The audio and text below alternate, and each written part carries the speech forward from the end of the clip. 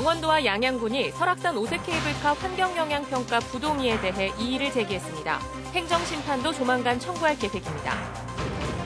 강릉시와 동해시가 당분간 신규 아파트 공급을 억제하기로 했습니다. 조합아파트의 경우 조합원들에게 주의를 당부했습니다. 오는 10일 세계인권의 날을 맞아 영화제와 사진전 등 인권의 가치를 알리는 다채로운 문화 행사가 펼쳐집니다. 양양군 향토사연구소가 지역 항일운동사를 파헤쳐 서훈을 받지 못했던 항일운동가 발굴에 나서고 있습니다. 여러분 안녕하십니까? 뉴스데스크 강원입니다. 강원도와 양양군이 원주지방환경청이 내린 설악산 오색 케이블카 환경영향평가 협의 부동의에 대한 이의를 제기했습니다. 다음 주에는 행정심판도 청구할 계획이어서 법리 다툼이 본격화될 전망입니다. 박은지 기자입니다. 양양군이 설악산 오색 케이블카 환경영향평가 부동의 협의에 대해 조정 신청을 냈습니다. 원주지방환경청의 부동의 결과에 대해 90일 이내에 이의를 제기할 수 있는데 세부 항목별 반박 자료를 마련하고 81일 만에 행동에 나선 겁니다. 양양군에 따르면 중앙행정심판위원회가 문화재 현상 변경 허가에 손을 들어줬고 이 과정에서 동식물과 경관 등 최고 전문가들이 충분히 검토했다는 겁니다. 또 국립공원위원회에서도 타당성이 인정돼 환경부의 국립공원 내륙형 삭도 시범 사업으로 선정됐다고 밝혔습니다. 원주지방환경청이 마지막 보완 단계에서 부동의한 것은 규정을 위반한 재량권 남용이라며 조건부 동의로 조정해야 한다고 덧붙였습니다. 2017년 환경정책제도개선위원회에서 정치적으로 적폐 사업이라고 규정한 뒤 이후 환경영향 갈등 조정협의회 구성부터 결정까지 모두 편파적으로 이뤄졌다는 주장입니다.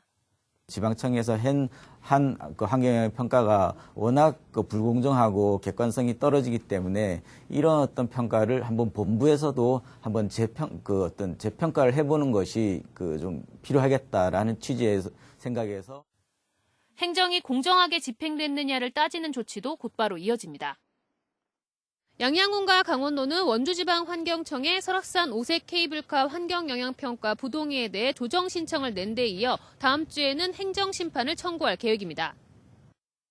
조정 신청이 받아들여지면 행정심판 청구도 취하되지만 조정이 되지 않고 행정심판도 기각되면 행정소송까지 벌이겠다는 각오입니다.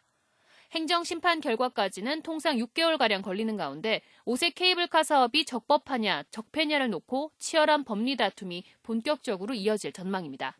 MBC 뉴스 박은지입니다. 일부 지역에 아파트 공급이 넘치면서 아파트 가격이 하락하고 있는데 강릉시와 동해시는 문제 해결을 위해 신규 아파트 공급을 억제하는 방안을 내놨습니다. 강릉시는 또 조합아파트의 경우 자칫 조합원들의 피해로 이어질 수 있다며 주의를 당부했습니다. 홍한표 기자가 전해드립니다. 강릉시가 내년 8월까지 민간 아파트 신규 분양을 제한하기로 했습니다. 현재 계획된 모든 물량을 승인하면 주택 보급률이 지난 6월 기준 114%에서 135%로 껑충 뛴다는 이유입니다. 44개 단지에 2만 1,000세대 정도 됩니다. 그럼 전체가 다 들어올 경우에는 강릉시에는 상당한 과다공 물량 공급이 될 것으로 지금 저희들이 추정하고 있습니다. 동해시도 미분양 관리 지역에서 해제될 때까지 신규 아파트 사업 승인을 해주지 않기로 했습니다. 강릉시와 동해시는 아파트 미분양 세대가 500세대를 넘으면서 미분양 관리 지역으로 묶여 있습니다. 강릉시는 여기에 아파트 지역 주택조합 가입에 대한 주의보까지 내렸습니다. 사업 추진 과정에서 발생하는 모든 책임은 조합원이 져야 하고 조합원 모집에 나오는 홍보사업 계획은 확정된 사항이 아니라는 겁니다. 강릉에 건설 중이거나 계획 중인 지역 주택조합은 9개 단지 3,800여 세대에 이르고 있습니다. 실제로 일부 조합은 내부 갈등으로 사업이 지체되거나 좌초되고 있고 동해시에서는 건설업자가 조합비를 빼돌린 혐의로 징역형이 선고되는 등 조합원들에게 피해가 이어지고 있습니다. 2,700 맨 처음에 이제 계약금으로 내고요. 그 다음에 브릿지 대출해갖고 2천만 원 냈는데 맨 처음에 2,700 들어간 거는 다 썼죠. 홍보하고 조합 운영하고. 동해시도 조합원들의 피해를 최소화하기 위해 임대 아파트 건설을 추진하는 다른 사업자와 조율하고 있습니다.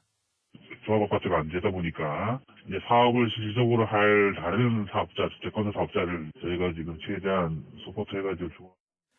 강릉이나 동해의 경우 수요가 몰리는 신규 아파트의 분양가는 치솟고 오래된 아파트는 매매조차 안 되고 있는 점도 문제가 되고 있습니다. MBC 뉴스 홍한표입니다. 오늘 아침 대관령의 최저 기온이 영하 15.5도까지 떨어지는 등 이번 겨울 들어 가장 추운 날씨를 보였습니다.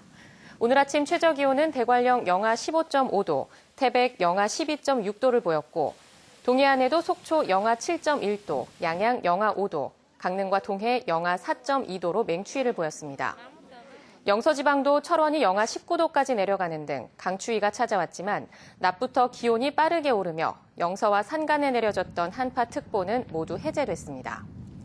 한편 동해안에 이어 강원 중부와 남부 산지도 건조경보가 내려지는 등 매우 건조한 날씨가 이어지고 있어 산불 등 화재 예방에 각별한 주의가 필요합니다. 지난 10월 태풍 미탁 때 삼척시 원더급 노경리에서 발생한 산사태 피해는 인근 석산 때문이 아니라는 조사 결과가 나왔습니다. 삼척시는 인근의 석산 개발 때문이라는 일부 주민들의 주장이 있어 산림청 소속 산사태 원인 조사단에 의뢰해 조사한 결과 단시간 집중호우로 인한 사면 유실과 침식이 원인인 것으로 조사됐다고 밝혔습니다. 삼척시는 조사 결과를 바탕으로 사면 붕괴지 응급 복구와 사방댐 설치 등을 추진할 계획입니다.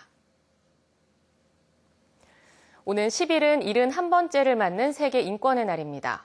이번 주말부터 한 주간 인권 주간이 운영되는 강원도에는 인권의 가치를 알리는 다채로운 문화 행사가 열립니다. 이용 기자입니다. 경기도 안산시의 외딴섬 선감도에 있었던 소년수용소 선감학원. 불황아를 수용한다는 취지로 일제강점기인 1942년에 지어져 1982년 폐쇄됐습니다. 남루한 옷을 입었다는 이유로 아무 죄도 없는 아이들까지 납치하고 감금했습니다. 잡혀간 소년들은 축사나 염전에서 강제 노역에 시달리고 수시로 집단 폭행을 당하며 죽어갔습니다. 시설이 문을 닫은 지 30여 년이 지났지만 수용 생활을 했던 이들은 여전히 정신적 고통에 시달리고 있습니다. 어렸을 때 그곳에 끌려가가지고 배움의 기회를 놓치고 그러다 보니까 이제 성장기에 어떤 거기에서 오는 문제가 이제 이 나이 지금 60 넘어서도 그게 이제 연속으로 지금 되고 있다는 거.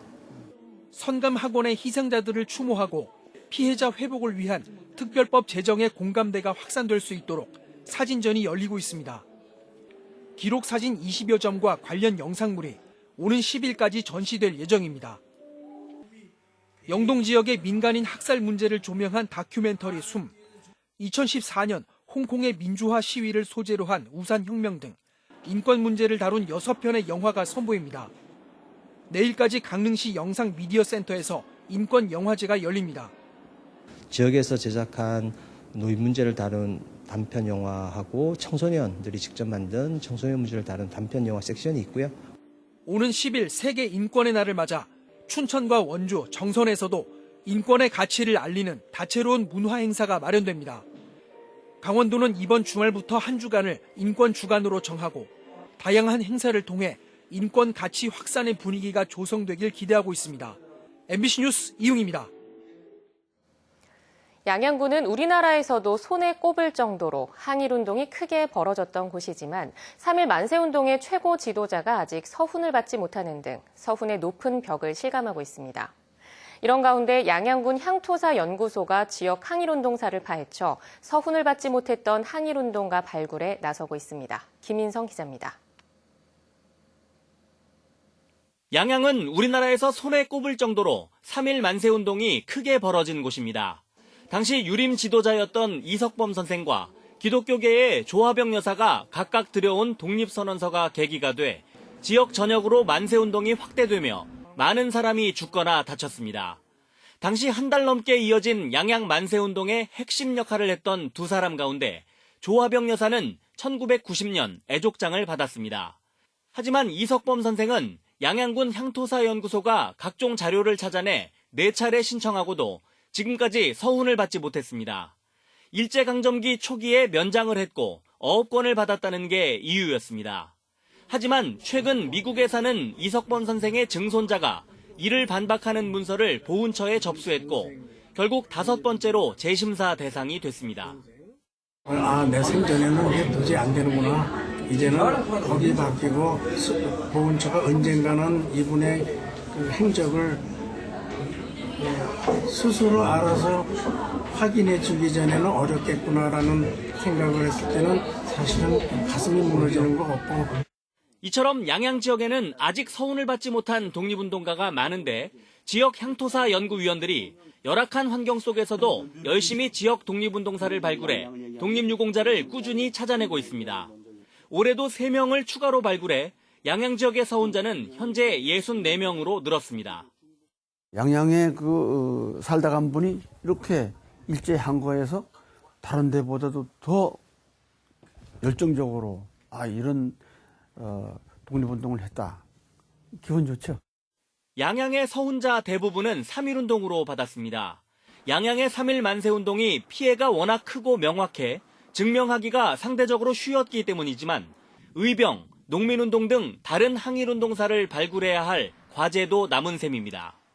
따라서 지역의 독립운동사를 지속적으로 발굴하면 다양한 분야에서 더 많은 항일운동 유공자들이 나올 가능성이 높습니다. MBC 뉴스 김인성입니다.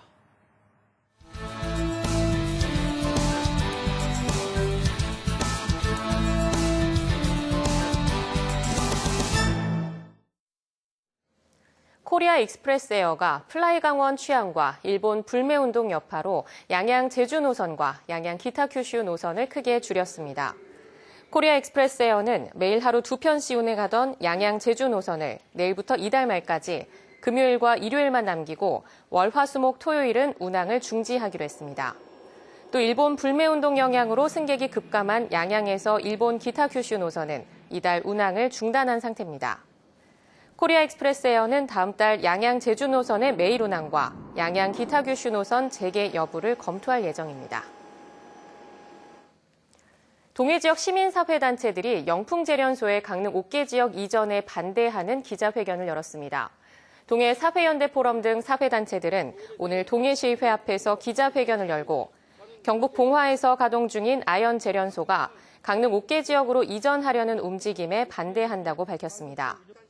사회단체들은 동해항으로 아연 정광석이 수입된 이래 동해항과 송정동 물류창고 일대 오염이 심각한 상황이고 강릉 옥계 지역이 동해시 생활권과도 연관돼 있다며 영풍재련소의 이전 계획 철회를 요구했습니다. 제21대 국회의원 선거가 오는 17일 예비 후보자 등록을 시작으로 120일 동안의 선거전에 돌입합니다. 강원도 선거관리위원회는 내년도 국회의원 선거일인 4월 15일을 120일 앞둔 오는 17일부터 예비 후보자 등록 신청을 받습니다. 등록 기간은 내년 3월 25일까지로 예비 후보자로 등록하면 선거사무소 설치와 간판 게시가 가능해지고 명함 배부나 어깨띠 착용 등의 선거운동을 할 수 있습니다. 다만 예비 후보자로 등록하더라도 길거리 현수막이나 유세 차량, 확성기 사용 등은 제한됩니다. 내년 4월 치러지는 제21대 국회의원 선거에서 도내 지역구 후보자가 쓸 수 있는 선거운동 비용은 평균 2억 1,600만 원으로 확정됐습니다. 강원도 선거관리위원회는 선거비용 제한액 산정 기준인 소비자 물가 변동률이 높아져 지난 20대 선거 때보다 선거 비용이 평균 2,300만 원 늘었다고 밝혔습니다. 후보자의 선거비용 제한액이 가장 많은 선거구는 태백 횡성 영월 평창 정선으로 3억 200만 원이고 가장 적은 선거구는 원주시 을로 1억 6,400만 원입니다. 속초시가 올해 제4차 추경 예산을 3차보다 132억 원 증액한 5,143억 원을 편성해 시의회에 제출했습니다. 속초시는 쌍천 상습 가뭄지구 정비사업 54억 원을 비롯해 상수도 현대화 사업 32억 원과 속초 다목적 실내체육관 건립 29억 원 등 제3차 추경 예산보다 3.3%인 132억 원 증가한 5,143억 원을 편성했습니다. 이번 추경 예산은 예산안 제안 설명과 시의회 예산결산 특별위원회를 거쳐 이달 중으로 확정됩니다. 강원FC의 대표 공격수 정조국 선수가 팀을 떠나게 됐습니다. 강원FC는 이달 말 계약이 끝나는 정조국 선수와 재계약하지 않기로 상호 합의를 마쳤고 정조국 선수도 본인의 SNS 계정을 통해 팬들에게 작별의 글을 남겼습니다. 2017년 강원으로 이적한 정조국 선수는 새 시즌 동안 74경기를 뛰면서 16골 5도움을 기록하며 팀에 기여했습니다. 강릉시 오천동에 행정복지센터와 문화체육시설을 겸비한 행정문화복합센터가 건립됩니다. 강릉시는 오는 2022년까지 옥천동 주차장과 옛 어린이집 12,000제곱미터 부지에 사업비 210억 원을 들여 지하 2층, 지상 2층 규모로 조성합니다. 옥천동 행정문화복합센터에는 옥천동 행정복지센터가 이전에 들어오고 소규모 수영장과 야구장 등을 갖춘 국민체육시설도 함께 들어섭니다. 한편 기존 옥천동 행정복지센터 건물은 정밀 안전진단 등을 거쳐 다른 공공기관 입주 여부를 검토할 계획입니다. 강원뉴스 마칩니다. 시청해주신 여러분 고맙습니다.